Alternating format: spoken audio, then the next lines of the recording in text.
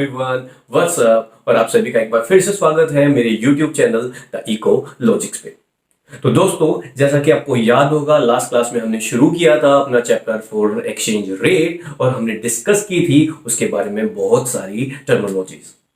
अगर आपने वीडियो को नहीं देखा है तो बच्चों लिंक डिस्क्रिप्शन में गिवन है, जाइए वीडियो को पूरा देखिए ताकि ये वीडियो आपको बहुत अच्छे से समझ में आए। तो दोस्तों, आज हम जो टॉपिक्स कवर करने वाले हैं ये आपके बोर्ड के एग्जाम से प्लस आपकी फ्यूचर कंपटीशन एग्जाम से बहुत ज्यादा इंपॉर्टेंट है। आज हम कवर करने वाले हैं अपने topic demand for foreign exchange, supply of foreign exchange, equilibrium exchange rate और depreciation and devaluation of currency. तो दोस्तों, बने रहे वीडियो के साथ, वीडियो को पूरा देखिए ताकि ये टॉपिक आपको बहुत अच्छे से क्लियर हो जाए। तो चलिए ज्यादा टाइम वेस्ट नहीं करते और लेट्स गेट स्टार्टेड। तो दोस्तों, सबसे पहले बात करते हैं डिमांड फॉर फॉरेन एक्सचेंज के बारे में कि आखिर हमारी कंट्री को फॉरेन कंट्री की करेंसीज की जरूरत क्यों पड़ी, क्यों हमें फॉरेन कंट्री की करेंसी की डिमांड करनी पड़ रही थी। तो बच्चों, ये कुछ सोर्सेज है, ये कुछ पॉइंट्स है जिससे ये पता लगता है कि इन रीजंस की वजह से हमारी कंट्री को फॉरेन की करेंसी की जरूरत पड़ी। ठीक है, और ये याद रखना बच्चों हमेशा कि डिमांड फॉर फॉरेन एक्सचेंज, कि हम जब फॉरेन एक्सचेंज की या फॉरेन करेंसी की डिमांड करते हैं तो क्या होगा, आउटफ्लो होगा। क्योंकि हम क्या करेंगे, इन चीजों में उन पैसों को क्या करेंगे, लगाएंगे। कहां पर, फॉरेन कंट्री के अंदर। जैसे सबसे पहला सोर्स क्या लिखा है, to import goods and services, कि जब भी हम क्या करेंगे किसी भी फॉरेन कंट्री से उसकी गुड्स या फिर सर्विसेज को परचेज करेंगे तो जाहिर सी बात है ना बच्चों, पेमेंट करनी पड़ेगी। वो पेमेंट हम किस में करेंगे, उन्हीं की करेंसी में करेंगे। तो इसकी वजह से हमें क्या करनी पड़ती है, फॉरेन की करेंसी की पहले डिमांड करनी पड़ती है। दूसरा, unilateral transfers to rest of world. अगर हमें फॉरेन कंट्री को किसी अदर कंट्री को क्या करना है, कोई ट्रांसफर, यूनिलेटरल ट्रांसफर देने, अगर मुझे गिफ्ट देना है, कोई ग्रांट देनी है, डोनेशंस देने किसी दूसरी कंट्री को, तो इंडियन रुपी में थोड़ी ना दोगे भाई, किस में दोगे, उन्हीं की करेंसी में दोगे, जिसकी वजह से हमें उनकी करेंसी की पहले क्या करनी पड़ती है, डिमांड करनी पड़ती है। तीसरा, for making investment in the foreign country, कि अगर हम किसी फॉरेन कंट्री के अंदर कोई असेट्स परचेज करना चाहते हैं, कोई इन्वेस्टमेंट करना चाहते हैं, तो हमें उस कंट्री के अंदर उसी करेंसी में क्या करनी पड़ती है, इन्वेस्टमेंट करनी पड़ती है या फिर एसेट्स को परचेज करना पड़ता है। तो उससे पहले हमें क्या करनी पड़ेगी, उसकी करेंसी की डिमांड। तो इस रीजन से भी हम क्या करते हैं, डिमांड करते हैं किसकी, फॉरेन एक्सचेंज की। फॉर टूरिज्म, भैया घूमने जाना है, मुझे अमेरिका घूमने जाना है, अब इंडियन रुपी अमेरिका के लेकर चला जाऊंगा तो क्या होगा, क्या मैं उससे स्पेंड कर पाऊंगा, खर्च कर पाऊंगा, नहीं ना। तो इसलिए हमें क्या करना पड़ेगी, डॉलर की डिमांड करनी पड़ेगी ताकि हम अमेरिका के अंदर क्या कर सके, टूरिज्म के लिए जा सके। इसके अलावा बच्चों स्पेकुलेशन, सट्टेबाजी के लिए फॉरेन करेंसीज में क्या होती है, सट्टेबाजी होती है कि कुछ लोग क्या करते हैं, रुपए डॉलर एक्सचेंज करते हैं और जब उनकी वैल्यूज घटती बढ़ती है तो उन्हें सेल करना है, परचेज करना शुरू करते हैं, उन्हें स्पेकुलेशन कहते हैं। तो इन स्पेकुलेशन एक्टिविटीज के लिए भी क्या चाहिए, हमें फॉरेन की करेंसी तो चाहिए ना। तो बच्चों, ये कुछ रीजंस हैं जिसकी वजह से हमें क्या करनी पड़ रही थी, डिमांड करनी पड़ रही थी किसकी, फॉरेन एक्सचेंज की। और जब डिमांड हो जाएगी तो क्या होगा, वो पैसे फॉरेन कंट्रीज को जाएंगे इन रीजंस। उसके बाद बात करते हैं बच्चों, डिमांड कर्व कैसा होता है फॉरेन एक्सचेंज का। तो बच्चों, आपने डिमांड कर्व माइक्रो इकोनॉमिक्स में आपने पढ़ा था ना, demand curve, price and demand inverse relationship होता था, उसके बेस पे डिमांड कर्व होता था वो नेगेटिव स्लोप होता था, बिल्कुल सिमिलर। क्या है यहाँ पर भी डिमांड कर्व, ठीक है, और डिमांड कर्व यहां पर भी क्या है, नेगेटिवली स्लोप है, जो क्या बता रहा है कि यहां भी क्या है, इनवर्स रिलेशनशिप है। ठीक है, वहां पर क्या होता था, प्राइस और डिमांड में होता था, बस यहां पर क्या हो गया, यहां पर फॉरेन एक्सचेंज रेट और डिमांड फॉर फॉरेन एक्सचेंज के बीच क्या है, इनवर्स रिलेशनशिप। मतलब कि जैसे ही फॉरेन एक्सचेंज रेट बढ़ती है वैसे ही क्या हो जाएगी, फॉरेन एक्सचेंज की डिमांड रिड्यूस हो जाएगी।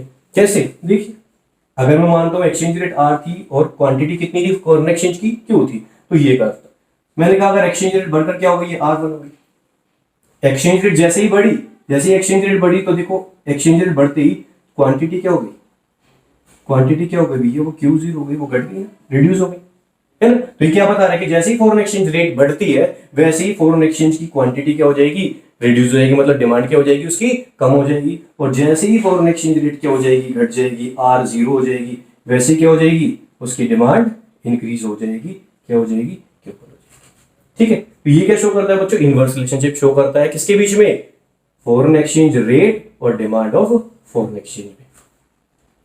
अब बच्चों, एक चीज और बच्चों को बड़ा डाउट होता है कि ऐसा क्यों होता है, ऐसा क्यों होता है कि जब भी फॉरेन एक्सचेंज बढ़ेगी तो डिमांड घट जाएगी, या जैसे ही फॉरेन एक्सचेंज रेट घटेगी तो डिमांड बढ़ जाएगी। इसका रीजन क्या है? तो बच्चों देखो इसका रीजन छोटा सा है, बता दे रहा हूं। देखो बच्चों, जब भी foreign exchange rate are, foreign exchange rate क्या होती है? जब भी इंक्रीज होती है। तो बच्चों क्या कहते हैं इसे? Foreign exchange rate. मतलब जिस रेट पर हम अपनी करेंसी को दूसरी कंट्री की करेंसी में बदल रहे हैं, वो रेट क्या हो गई? बढ़ गई। मतलब क्या हो गया कि मतलब मैं $1 70 रुपीज में क्या करता था? एक्सचेंज करता था। अब क्या हो गया? $1 कितने रुपए में एक्सचेंज हो रहा है? वो 72 रुपीज में एक्सचेंज हो रहा है। मतलब फॉरेन एक्सचेंज रेट बढ़ गई। फॉरेन एक्सचेंज रेट बढ़ने का मतलब क्या है कि जो अमेरिकी डॉलर है ना, वो अब पहले से क्या हो गया है? वो हमारे लिए पहले से महंगा हो गया ना। तो जाहिर सी बात है बच्चों, हमेशा याद रखना कि जब भी फॉरेन एक्सचेंज रेट बढ़ती है तो उसके दो इंपैक्ट होते हैं, पहला डॉलर पे और दूसरा रुपी पे। क्या हुआ? जैसे ही फॉरेन एक्सचेंज रेट बढ़ी, वैसे ही जो हमारा डॉलर है वो क्या हो गया? पहले से स्ट्रांग हो गया। वो क्या हो गया? उसकी वैल्यू बढ़ गई। मतलब डॉलर की वैल्यू क्या हो जाएगी? बढ़ जाएगी। जबकि हमारे रुपी की वैल्यू क्या हो जाएगी? भाई वो पहले से क्या हो गई? कम हो गई। तो खुद सोचो दोस्तों, जब भी डॉलर की वैल्यू बढ़ गई, ठीक है, और रुपी की वैल्यू क्या हो गई? कम हो गई, तो मतलब डॉलर की वैल्यू बढ़ते ही जो अमेरिका की गुड्स एंड सर्विसेज होंगी, जो अमेरिका की जितनी भी गुड्स एंड सर्विस होगी, वो पहले से क्या हो जाएगी हमारे लिए बच्चों? वो हो जाएगी हमारे लिए कॉस्टली। वो पहले से हमारे लिए बहुत ज्यादा महंगी हो जाएंगी, क्योंकि उनकी करेंसी की वैल्यू क्या हो गई है? बढ़ गई है। और जब उनकी चीजें हमारे लिए कॉस्टली हो जाएंगी, तो हम क्या करेंगे? वहां से इंपोर्ट करना क्या कर देंगे? कम कर देंगे। हम वहां से इंपोर्ट करना कम कर देंगे, क्योंकि चीजें क्या मिल रही है? महंगी मिल रही है। और जाहिर सी बात है बच्चों, जब हमने इंपोर्ट ही कम कर दिए, जब उनसे हमें चीजें खरीदनी ही नहीं है, तो उनकी करेंसी की डिमांड ही क्यों करेंगे? तो इसलिए हम क्या करेंगे? उनकी करेंसी की जो डिमांड थी वो भी क्या कर देंगे? रिड्यूस कर देंगे। ठीक है बच्चों, तो याद रखना। तो रीजन कभी पूछा जाता है तो बहुत सिंपल होता है कि जैसे ही फॉरेन एक्सचेंज रेट बढ़ती है, तो दोनों करेंसीज पे इंफ्लुएंस होता है कि उससे क्या होता है? हमारी करेंसी की वैल्यू तो कम हो जाएगी और फॉरेन करेंसी की वैल्यू बढ़ जाएगी। फॉरेन करेंसी की वैल्यू का बढ़ना मतलब क्या है? फॉरेन की चीजों का और ज्यादा महंगा होना। और जब चीजें महंगी हो जाएंगी तो हमारे देश वाले क्यों खरीदेंगे उनसे? तो हम क्या कर देंगे? उनसे इंपोर्ट करना रिड्यूस कर देंगे। और जैसे इंपोर्ट रिड्यूस होंगे तो हम क्या करेंगे? उनकी करेंसी की डिमांड को भी कम कर देंगे। आई होप आपको फॉरेन एक्सचेंज की डिमांड और कर और उससे रिलेटेड टॉपिक्स क्लियर हो गए होंगे। तो चलिए बच्चों, आगे बात करते हैं सप्लाई ऑफ फॉरेन एक्सचेंज के बारे में। चलिए शुरू करते हैं। तो दोस्तों, डिमांड फॉरेन एक्सचेंज के बाद हम बात करते हैं सप्लाई ऑफ फॉरेन एक्सचेंज की। मतलब कि फॉरेन करेंसी की हमारी कंट्री में आखिर सप्लाई कैसे होती है, या कह सकते हैं कि इनफ्लो ऑफ फॉरेन करेंसी होता कैसे है। तो जैसे हमने डिमांड की थी, डिमांड में क्या था? हमें उनकी करेंसी की डिमांड करनी पड़ रही थी। अब क्या हो रहा है? उनकी करेंसी हमारी कंट्री में सप्लाई हो रही है। तो आखिरकार ऐसा होता कैसे है? जो हमारे पीछे सोर्सेस थे, थोड़ा उसको इन्वर्स कर दीजिए। मतलब जो हम उनकी कंट्री में कर रहे थे, अब वो हमारी कंट्री में कर रहे हैं। जैसे export of goods and service, जब हम अपनी गुड्स एंड सर्विस को उन्हें बेचेंगे, मतलब वो खरीदेंगे, तो जब भी हमारी गुड्स एंड सर्विस क्या की जाएगी? एक्सपोर्ट की जाएगी, तो हमें बदले में क्या मिलने वाली है? Foreign currency. तो क्या हो जाएगा? फॉरेन करेंसी की सप्लाई हो जाएगी। यूनिलेटरल ट्रांसफर फ्रॉम ROW, जब रेस्ट ऑफ वर्ल्ड से फॉरेन कंट्रीज से हमें यूनिलेटरल ट्रांसफर्स मिलेंगे, रिसीव होंगे, हमें गिफ्ट मिलेंगी, रेमिटेंस डोनेशंस मिलेंगे फॉरेन कंट्री से, तो जाहिर सी बात है फॉरेन की करेंसी की सप्लाई हो गई। इसी तरह से for making investment by foreign country, अगर फॉरेन कंट्री वाले हमारी कंट्री में इन्वेस्टमेंट करते हैं, FDI करते हैं, पोर्टफोलियो करते हैं, या कोई असेट्स परचेज करते हैं, तो जाहिर सी बात है उनकी करेंसी हमारी कंट्री में supply. Tourism bye foreign country, भाई जब फॉरेनर्स हमारी कंट्री के अंदर टूरिज्म के लिए आएंगे तो उनकी करेंसी की सप्लाई। और साथ ही स्पेकुलेशन, स्पेकुलेशन वही सेम सट्टेबाजी के लिए। ठीक है, तो बच्चों ये सोर्सेस थे किसके? सप्लाई ऑफ फॉरेन एक्सचेंज के, कि हमारी कंट्री में उनकी करेंसी की सप्लाई आखिर होगी कैसे। अब बात करते हैं सप्लाई कर्व कैसा होता है फॉरेन एक्सचेंज का। तो बच्चों याद रखना, वही जैसे प्राइस और सप्लाई में कैसा रिलेशन होता था, याद है? डायरेक्ट रिलेशन होता था। बस यहां पर भी क्या है? जो फॉरेन एक्सचेंज रेट है, ठीक है, और जो सप्लाई है फॉरेन एक्सचेंज की, उसमें कैसा रिलेशन हो? डायरेक्ट ही होगा कि जैसे ही फॉरेन एक्सचेंज रेट बढ़ेगी वैसे उसकी सप्लाई भी बढ़ेगी, और जैसे ही फॉरेन एक्सचेंज रेट घटेगी उसकी सप्लाई भी घट जाएगी। और ग्राफिकली आप देख सकते हो कैसे? जैसे मैंने देखा फॉरेन एक्सचेंज रेट जब R थी तो क्वांटिटी सप्लाई कितनी हो रही थी? क्यों हो रही थी? जैसे ही फॉरेन एक्सचेंज बढ़कर R1 हो गई, वैसे ही क्या हो गई? सप्लाई भी बढ़कर क्या हो गई? Q1 हो गई, है ना? जैसे ही फॉरेन एक्सचेंज बढ़ी उसकी सप्लाई बढ़ी।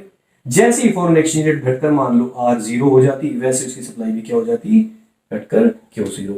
जो क्या शो कर रहा है कि फॉरेन एक्सचेंज रेट में और सप्लाई ऑफ फॉरेन एक्सचेंज में कैसा रिलेशन है बच्चों, डायरेक्ट रिलेशनशिप है। अब बच्चों वही क्वेश्चन कि ऐसा क्यों होता है कि जैसे ही फॉरेन एक्सचेंज रेट अगर मान लो बढ़ जाती है तो उसकी सप्लाई क्यों बढ़ जाती है, रीजन क्या है फॉरेन एक्सचेंज रेट बढ़ते ही सप्लाई बढ़ने का।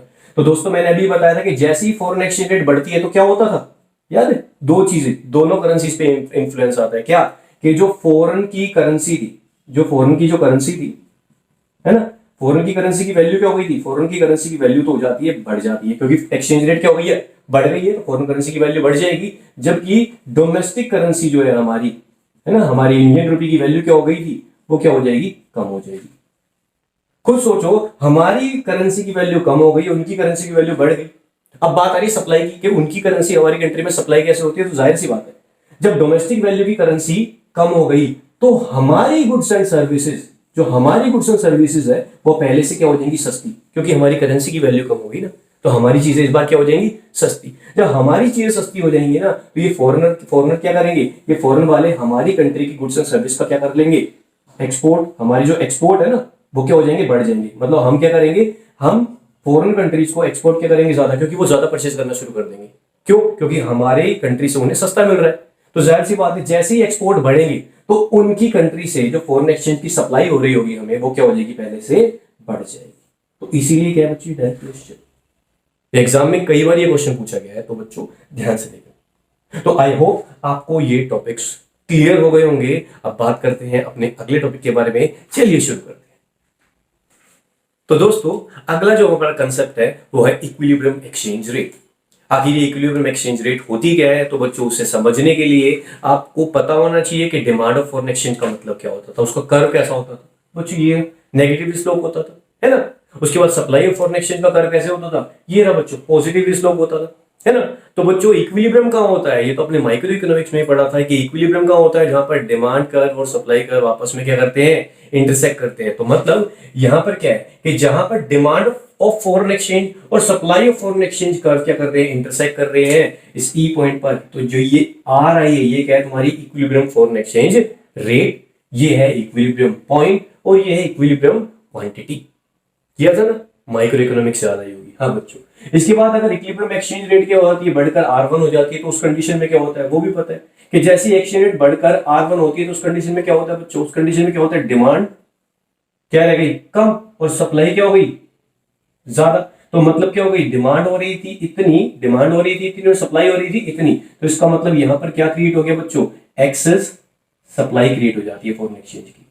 क्या मतलब, एक्सचेंज सप्लाई क्या हो गई है फॉरेन एक्सचेंज की कंट्री के अंदर, ज्यादा हो गई है। उसके इनवर्स अगर फॉरेन एक्सचेंज रेट घटकर R0 होती है तो उस कंडीशन में क्या होगा, उस कंडीशन में देखो सप्लाई क्या हो रही है, कम, लेकिन फॉरेन एक्सचेंज की डिमांड क्या हो रही होगी, कंट्री फॉरेन एक्सचेंज की डिमांड क्या कर रही होगी, ज्यादा। तो इसका मतलब क्या हो गई, एक्सेस डिमांड क्रिएट हो जाती है। ठीक है, क्या क्रिएट होगी बच्चों, एक्सेस डिमांड। ठीक है, और एट द एंड हमें पहुंचना कहां होता है, एट द एंड हम कहां पहुंच जाते हैं, इक्विलिब्रियम लेवल पर ही रहते हैं।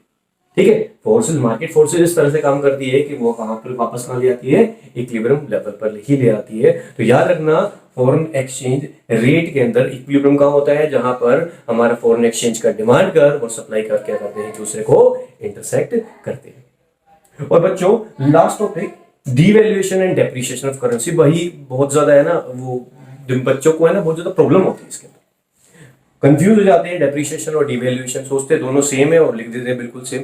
बच्चों इस चैप्टर में दोनों ही चीजें बिल्कुल डिफरेंट है। डिवैल्यूएशन डेप्रिसिएशन दोनों का मतलब होता है रिड्यूस होना। किसका क्या रिड्यूस होगा बच्चों, करेंसी, कौन सी, डोमेस्टिक करेंसी। ठीक है, कि जब भी डोमेस्टिक करेंसी की वैल्यू क्या हो जाएगी ना, फॉरेन करेंसी की वैल्यू से कम हो जाएगी, तो उसे क्या कहेंगे, डिवैल्यूएशन या डेप्रिसिएशन। तो कब डिवैल्यूएशन, कब डेप्रिसिएशन, तो बच्चों याद रखना, जब गवर्नमेंट ऑफिशियल इंटेंशनली, समझते हो, जब सरकारी अधिकारी है ना, जो गवर्नमेंट के ऑफिशियल्स बैठे हैं, वो इंटेंशनली मतलब जानबूझकर क्या कर देते हैं, डोमेस्टिक करेंसी की जो वैल्यू है उसको क्या कर देते हैं, कम कर देते हैं। किसके रिस्पेक्ट में, फॉरेन करेंसी के रिस्पेक्ट में। मतलब फॉरेन करेंसी के रिस्पेक्ट में अपनी करेंसी की वैल्यू को कम कर दिया गवर्नमेंट ने जानबूझकर, तो क्या हो गया बच्चों, वो क्या कहलाएगा, वो कहलाएगा डिवैल्यूएशन ऑफ करेंसी। ठीक है, और डेप्रिसिएशन कब होगा, डेप्रिसिएशन भैया मार्केट फोर्सेस करेंगे ये सारी चीजें। मतलब किसी का कोई भी क्या नहीं है, इंटरवेंशन नहीं है। मार्केट फोर्सेस अपने आप ही अगर हमारी डोमेस्टिक करेंसी की वैल्यू को क्या कर दे, फॉरेन करेंसी की वैल्यू से कम कर दे, है ना, जो डिमांड कर सप्लाई कर, जैसे अपने आपने देखा था मार्केट फोर्सेस। तो ये मार्केट फोर्सेस जब हमारी करेंसी की वैल्यू को रिड्यूस कर देती है फॉरेन करेंसी से, तो वो कहलाता है डेप्रिसिएशन ऑफ करेंसी। ठीक है। उसके अलावा बच्चों ये याद रखना कि डिवैल्यूएशन किसने किया, गवर्नमेंट ऑफिशियल जानबूझकर करते हैं, और जहां पे जानबूझकर गवर्नमेंट आ गया तो गवर्नमेंट का जो हक था वो किस पे था, गवर्नमेंट कहां इंटरवेंट कर सकती थी, वो कर सकती थी सिर्फ फिक्स्ड एक्सचेंज रेट सिस्टम में। तो याद रखना कभी भी कि devaluation of currency occurs under the fixed exchange rate system while depreciation of currency occurs under the flexible exchange rate system। ठीक है। आई होप बच्चों आपको ये टॉपिक क्लियर हो गया। तो दोस्तों आज के लिए इतना ही। आई होप आपको आज के सारे टॉपिक क्लियर हुए होंगे। तो बच्चों प्लीज वीडियो को लाइक, कमेंट, सब्सक्राइब कर दीजिए, और जिसने अभी तक चैनल को सब्सक्राइब नहीं किया है, चैनल को सब्सक्राइब कीजिए, बेल आइकन को प्रेस कीजिए। मिलते हैं अगली वीडियो में। टिल देन, जय हिंद, जय भारत।